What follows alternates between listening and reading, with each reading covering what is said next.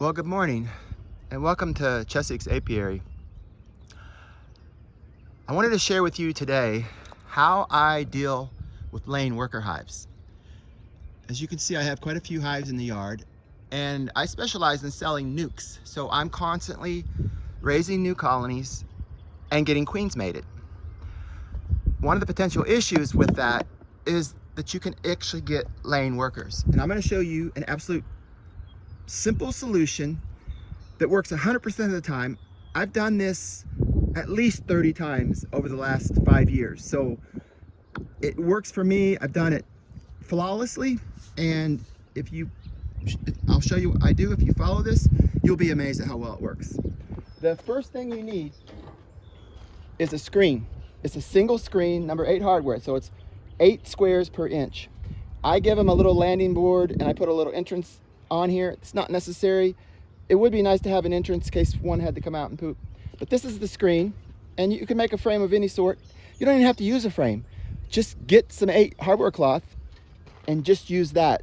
So here's how I do it. It's so simple. So first you start off with a queen-rite hive. Everything's normal. It really doesn't matter what size it is. I put 10 frames on top of 5 bees that only had 5 frames in them. So basically you have a queen-rite colony on the bottom. It's always important to have the queen-rite colony on the bottom. You put the screen on, and then you take the laying worker box. So this is full of laying workers, and you put this on top of the queen-rite hive. You put your inner cover on, put your outer cover on, and you walk away. You come back 24 hours later. You can take this hive off, take the screen off, and put the laying workers on the queen-rite colony, and everything's hunky-dory. The queen's fine. She's never gotten harmed. Some people use newspaper to do this combined. The problem with newspaper is you'll have more battling going on between the bees as they break through the paper, and you also have all that debris inside the hive that the bees have to contend with. They have to eventually carry all that out, which is a lot of extra work, not necessary. The beauty of this, so let's talk about what happens in a laying worker hive. As a hive, when the queen doesn't get mated, you lose the queen pheromone in the hive. The bees are still good because their ovaries are still suppressed by the open drone brood and capped drone brood in the hive. So that brood pheromone prevents the workers' ovaries from developing. But once all the drone brood has emerged, and now you have nothing in the hive, eventually the laying workers' ovaries start to develop, and they eventually start laying eggs. So the bees in this hive are loyal to those laying workers, just like the bees in this hive are loyal to that queen. But once you combine the two, these guys up here quickly realize that there's imposters in their hive. They smell, because of natural convection, they smell the queen pheromone, the brood pheromone in this hive, and realize that these laying workers up here are not the real queen. They immediately start killing them. So the bees in this colony kill their own laying workers. And the beauty of that is this hive is sitting down here just hunky-dory. It doesn't have to have any trauma, any stress. It's down here doing its normal thing. These guys are out foraging, everything's happy. While this hive, turmoil is going on, right? After 24 hours, all those laying workers will be dead. And they will be laying on this screen. And I've done this so many times, it just works. And if you don't believe my concept, if I take a laying worker hive that just started with laying workers, so I get in there and I just see a few double, triple, quadruple cells with eggs, just a few. I know that's a pretty early laying worker. So when I do the combine, I only see a few bees on here, a few dead bees. But if I come across a hive that's really been laying workers for a long time, so they got multiple frames filled with eggs and they actually have capped drone brood and worker cells, I know that's an advanced laying worker, and I know for a fact there's going to be a lot of laying workers in that hive. When I combine that hive, I find hundreds of dead bees on this hive. So I know it works. That's how I deal with it. It is so simple and it works so wonderful, and I want to share that with everyone. So if you've managed to stay with me this long in the video, I'm going to show you just a few more things that I do in my apiary to keep my bees happy. I never have any bearding in my hive ever, even in the hottest days, and I'll show you some of those reasons why. So just hang with me here. One of the things I do, so I have a lot of hives in my apiary at close proximity to one another. So one of the things I do is I have this special entrance. It's a hallway entrance. These are 5/16 high by 5/8 wide. This allows this colony to defend this hive very easily.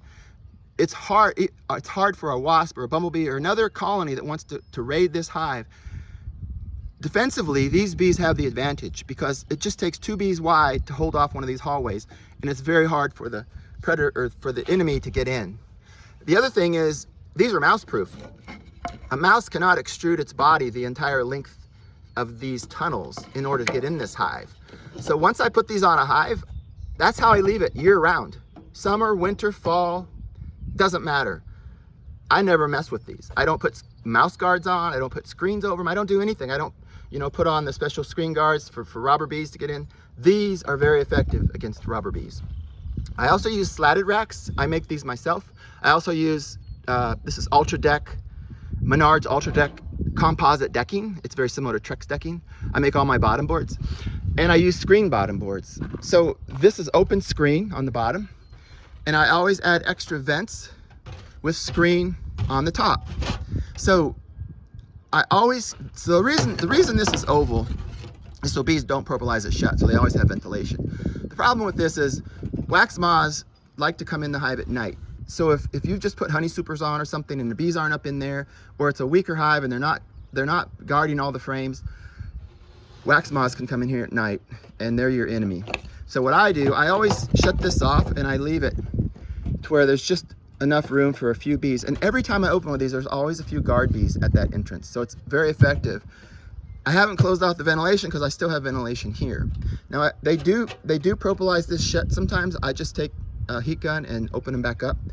A lot of times there's bees from other colonies removing the propolis while the bees inside this colony are putting it on. So it's just a propolis trade game going on between the hives. But for me, this works very effectively. And then when I put my rapid feeders on, when I feed in the fall, I still have ventilation in the hive, even though I block this completely off. And that allows them to cure the honey, or the syrup into honey, because the heavy moist air is gonna rise and it's gonna come out these holes.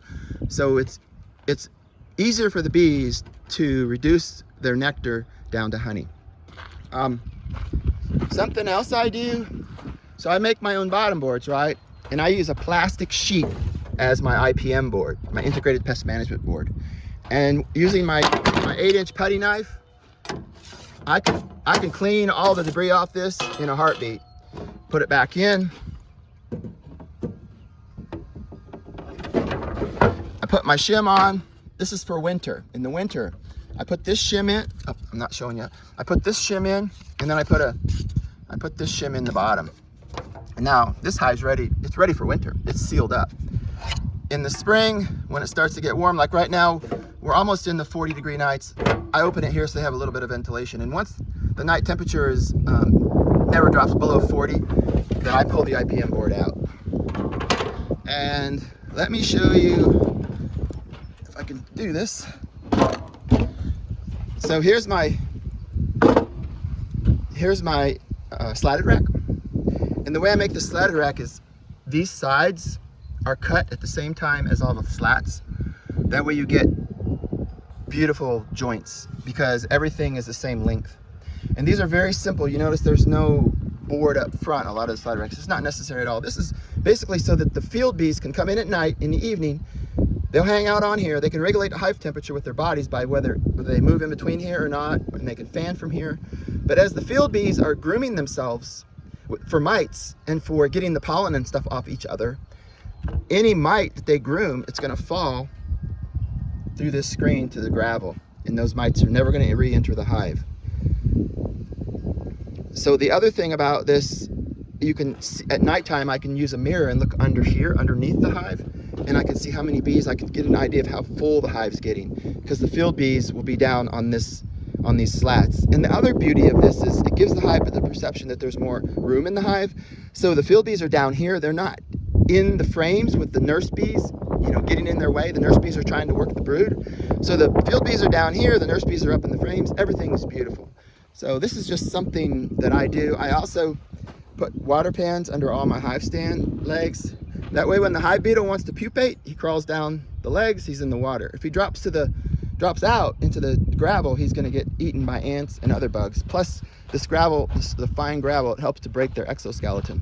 But this is my latest hive stand. I like to build them big. This one weighs over 1,000 pounds. I put screen on the fronts just to keep the bees from falling into the water. But anyway, you can see I build all my hive stands. So anyway, I hope you've enjoyed this video. I just wanted to put this out there and show you how to deal with lane workers.